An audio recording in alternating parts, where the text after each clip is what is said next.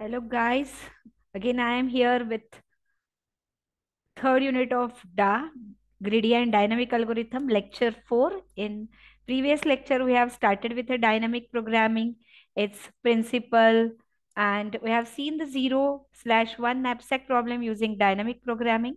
Now the second example using dynamic programming is binomial coefficient.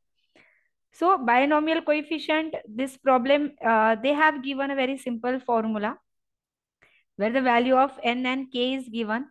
So this is the formula they have given, or we can refer this formula, and using this formula we are going to design our algorithm also. It's very easy to understand. So formula is, if the value of k is 0 or if the value of k is 1, directly put the value as 1. अगर k की value 0 है या k की value n है, दोनों condition में output क्या आने वाला है 1.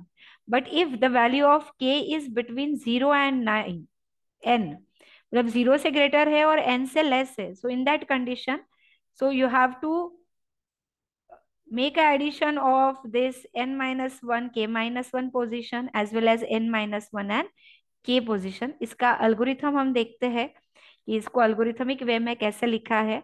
सो binomial coefficient of if the value given is n and k.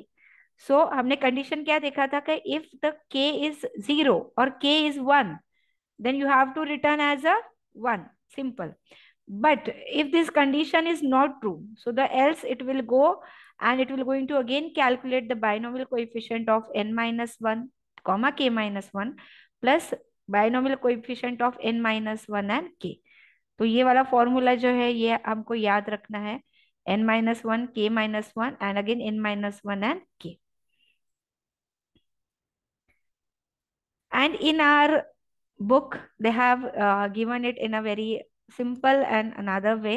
So whenever you have to find out a binomial coefficient, we have to use a matrix C of n plus 1 row and k plus 1 column, where establish a recursive property, जिसको हम बोलते हैं कि अगर हमको C of I comma J, ये position की अगर वैल्यू हमको फाइंड आउट करनी है, तो अगर J जो है, जैसे हमने प्रीवियस इसमें N और K देखा था, यहाँ पे उसको खाली I और J दिया है. ओके, तो अगर K के बजाय यहाँ पे क्या लिखा है उन्होंने, J लिखा है, तो अगर J की वैल्यू 0 या J की वैल्यू इक्वल टू I है, okay, instead of N they have used I. Okay, तो यहाँ पे हमने इसको क्या कंसिडर किया था, n, तो n के बजाय इन्होंने क्या लिया है, i. तो j की वैल्यू 0 या फिर i है, तो आंसर क्या आने वाला है 1. लेकिन अगर j की वैल्यू 0 और i से बीच में है, तो इसको कैसे निकालना है, again c of i minus 1 comma j minus 1 plus c of i minus 1 comma j. ये वाला फॉर्मूला बहुत इंपॉर्टेंट है, ये याद हो गया तो it's very easy to solve this example. To solve all the smaller instances of a problem in a bottom-up fashion by computing the row in a B in sequence starting with a first row. तो हमको first row से start करते जाना है और हमको आगे के जो रोज है वो हम कंप्यूट करेंगे. तो जैसे ये मैट्रिक्स इन्होंने दिया है, तो जैसे ये वाला जो है, ये वाली वैल्यू उन्होंने क्या दी है, this is a J and this is our I, और we can say it is N और के. तो हमको पता है कि हमारा कंडीशन क्या है, अगर j की वैल्यू या फिर k की वैल्यू ये अगर 0 है, या फिर j की वैल्यू ये i से सेम है, इक्वल है, तो ये दोनों ही कंडीशन में हमको आउटपुट क्या मिलने वाला है, 1 मिलने वाला है. तो j की वैल्यू 0, तो अब यहाँ पे देखो, यहाँ पे j की वैल्यू क्या है, 0 है, मतलब ये पूरा जो कॉलम है, ओके, ये पूरे कॉलम में वैल्यू हमेशा क्या रहेगी, 1, क्योंकि पहली कंडीशन क्या हो गई हमारी, ट्रू हो गई, j equal to 0. After that second condition क्या है हमारी, कि जहां जहां पे j की वैल्यू ये i की वैल्यू से क्या आ रही है, सेम आ रही है, यानी सेम यानी क्या, डायगोनल में. तो जैसे यहाँ पे ये दोनों की वैल्यू 0 0 है तो 1 आ गया, यहाँ पे ये पोजीशन पे इन दोनों की वैल्यू क्या हो गई है, 1 एंड 1. तो ये वाला जो डायगोनल है, अगर हम ये डायगोनल चेक करेंगे तो यहाँ पे भी वैल्यू क्या आ गई, 1. सेम ऐसे ही ये सेकेंड पोजीशन और यहाँ की जो सेकेंड पोजीशन है, यहाँ पे भी वैल्यू क्या आ रही है, 1. सेम इसका थर्ड पोजीशन और इसका ये जो थर्ड पोजीशन है, third row third column, 1 again. Fourth row and fourth column if you see it is value is 1. तो इसमें हमको ये पता चल गया कि फर्स्ट रो में हमेशा वैल्यू क्या होती है, 1. एज वेल एज यहाँ पे ये जो डायगोनल आने वाला है, यहाँ पे भी वैल्यू क्या आने वाली है, 1। इसके अलावा जो बची हुई पोजीशंस है, ओके, ये वाली बची हुई पोजीशन के लिए हमको वैल्यू जो है वो निकालनी है। और वो निकालने के लिए हमारे पास जो फॉर्मूला है वो क्या है, जो हमने सी में देखा था। So instead of C we have written just B here. Okay, अब बी ले लो, सी ले लो, कुछ भी ले लो। तो अगर ये वाली पोजीशन की वैल्यू मुझे निकालनी है, तो ये वाला पोजीशन, इस ये वाली वैल्यू निकालने के लिए आई की वैल्यू तब क्या है, 2। ओके, ये हो गई आई की वैल्यू। और जे की भी वैल्यू, और जे की वैल्यू क्या है वो टाइम पे, 1। Okay, J is 1 and I is 2। तो ये वाले फॉर्मूले में हमने क्या किया, उस वैल्यू को पुट कर दिया। तो वैल्यू क्या है हमारा है फॉर्मूले में, I-1। तो आई की वैल्यू 1 है, तो 1 - 1 मतलब पोजीशन क्या हो गई, 0 पोजीशन। एंड J-1, सॉरी, आई की वैल्यू क्या है हमारी, 2।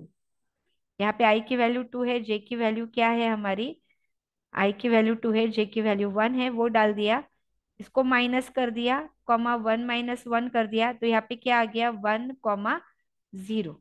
तो 1, 0 ये पोजीशन हमको चेक करनी है, तो 1, 0। तो ये डायगोनल वाली जो पोजीशन है ये क्या आ गई है हमारी, 1। तो इसका आंसर क्या आ गया, ये वाले इसका आंसर 1 आ गया। प्लस इसमें और क्या ऐड करना है हमको, B of I-1, तो B of I-1 मतलब आई की वैल्यू अभी भी कितनी है, 2। 2 - 1 ये पोजीशन क्या आ गई यहाँ पे, 1, कॉमा जे की पोजीशन क्या है, जे की वैल्यू क्या है, 1, दैट इज 1, 1। तो ये 1, 1 ये वैल्यू क्या है, 2 है। तो 1 + 1 वैल्यू क्या आ गई, 2 आ गई। इसके लिए पोजीशन पे आंसर क्या आ गया हमारा, 2 आ गया। Okay, so this is how if I want to compute the value for this position. ये पोजीशन की वैल्यू अगर हमको कंप्यूट करनी, तो ये पोजीशन क्या है जहाँ पे आई की वैल्यू क्या हो गई है, 3 हो गई है, और जे की वैल्यू क्या है यहाँ पे अभी भी 1 है। तो ये वाले फॉर्मूले में अगर हम ये वैल्यूज पुट करते हैं, ओके, तो ये वाली वैल्यू क्या हो जाएगी, आई आई क्या है, 3। सो 3 - 1 पोजिशन विल बी 2। और जे क्या है, 1। सो 1 - 1 पोजिशन इज 0। तो ये वाला एक पोजीशन की वैल्यू हमको फाइंड आउट करनी है। प्लस यहाँ पे क्या दिया है, I-1 मतलब वापस वैल्यू क्या आ गई, 2, क्योंकि यहाँ पे आई की वैल्यू 3 है, सो 3 - 1 इज 2। एंड जे जे की पोजीशन क्या है हमारी, 1। सो ये दोनों पोजीशन में वैल्यू क्या है वो निकालो। ओके, तो अभी ये पोजीशन मतलब क्या, 2, 0 मतलब आई की वैल्यू जब 2 है और जे की वैल्यू 0 है, तो यहाँ पे ये वैल्यू क्या आ गई, 2 आ गई। तो इसका आंसर हमने लिख दिया 2। प्लस सेकेंड पोजीशन क्या है, 2, 1 मतलब 2, एज वेल एज जे की वैल्यू क्या क्या आनी चाहिए वहां पे, 1। सो 2, 1 ये पोजीशन की वैल्यू क्या है, सॉरी, वेरी सॉरी,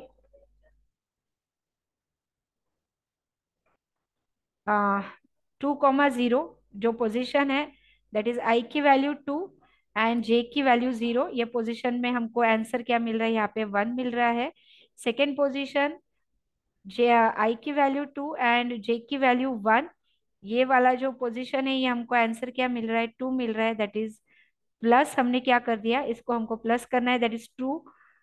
1 + 2, तो हमको आंसर क्या आ गया, इसका 3 आ गया। So likewise, to compute any of the value of this position we need a value of previous position. If I want to compute the value of this, I must need the value of previous position. तो हमने हर previous value को लेके हम next value निकाल रहे हैं। So we have to store the previous value. So this is how this is get generated the binomial coefficient. So अब यहाँ पे अगर हम लोग देखेंगे कि अगर हमको कंप्यूट करना है, कंप्यूट करने के लिए हमको वैल्यू क्या दिया है यहाँ पे, C of 4, 2। 4, 2 जो है उसकी पोजीशन हमको फाइंड आउट करनी है। तो 4, 2 ये पोजीशन फाइंड आउट करने के लिए पहले हमको क्या करना है, C0, 0 की पोजीशन हम निकालेंगे। तो सेम ऐसे ही पहले जैसे हम लोगों ने टेबल बनाया था, वो टेबल बना के यहाँ पे J के वैल्यूज आपको डालने हैं, यहाँ पे I के वैल्यूज डालने हैं। तो 0, 1, 2, 3 एंड 4 मतलब आई की वैल्यू 4। यहाँ पे 0, 1 एंड 2, जे की वैल्यू क्या चाहिए, 2। तो यहाँ पे इस टेबल में हमको पता है कि फर्स्ट कॉलम जो है इसमें हमेशा वैल्यू क्या आने वाली है, 0, 0। सॉरी, यहाँ पे वैल्यू हमेशा क्या आने वाली है, 1 1, जैसे हमने लास्ट में देखा था। और डायगोनल जो है, ये डायगोनल पार्ट, इसमें भी वैल्यू क्या आने वाली है, 1 1, मतलब ये वाली पोजीशन 1 आ गई, ये वाली पोजीशन जो है वो यहाँ पे 2 2 की जो पोजीशन है वो भी क्या आ गई, 1 आ गई। अब हमको क्या वैल्यू निकालनी है, इसके बीच में जो वैल्यूज बची है वो हमको निकालनी है। तो ये टेबल की जो वैल्यूज है, जैसे 0 0 1 आ गया, 1 0 की पोजीशन 1 आ गई, 1 1 की पोजीशन क्या आ गई, 1 आ गई, ये हमको फिक्स पता है। अब हमको क्या निकालना है, C of 2 0। तो जहाँ पे J की वैल्यू 0 है तो ये आंसर तो हमेशा 1 आने ही वाला है, तो ये हमको मिल गया। आफ्टर दैट हमको क्या निकालना है, C of 2 1, C of 2 2 की पोजीशन। तो 2 1 की पोजीशन अगर निकालनी है तो अब यहाँ पे J की वैल्यू 0 नहीं है, तो इसका मतलब हमको फॉर्मूला यूज करना है। तो हमारा फॉर्मूला क्या है, C of i-1, J-1। Okay, C of i-1, J-1, ये वाली पोजीशन ले लो। प्लस इसमें क्या करना है, C of i-1, J। Okay, तो दोनों फॉर्मूले सेम है, i-1, यहाँ पे J-1 है तो यहाँ पे J किया। ओके, तो इसके लिए हमने i-1 मतलब 2 - 1, मतलब यहाँ पे वैल्यू 1 आ गई। J-1 मतलब 1 - 1, मतलब यहाँ पे वैल्यू 0 आ गई। नेक्स्ट इसमें हमको लेना है अगेन i-1, सो 2 - 1, 1 आ गया। और J एज इट इज लेना है, मतलब 1 एज इट इज लेना है, तो ये पोजीशन मिल गई। तो अब हमको चेक करना है कि C of 1 0 ये हमने निकाला है क्या, यस वैल्यू आ गई है। सेम C, 1 1 की वैल्यू है क्या हमारे पास है, तो इन दोनों की वैल्यू है 1 1, तो 1 + 1 अगर हम इसको बनाते हैं तो आंसर क्या मिल गया, हमको 2 मिल गया। ऐसे ही हमको सेम ये वाला जो फॉर्मूला है, सेम यही फॉर्मूले से C of 2 2 की निकालेंगे वैल्यू। अब जब C of 3 0 लेंगे तो J की वैल्यू 0 है तो आंसर क्या आ गया, 1। ऐसे ही C of 4 0, J की वैल्यू 0 है तो आंसर क्या आ गया, 1।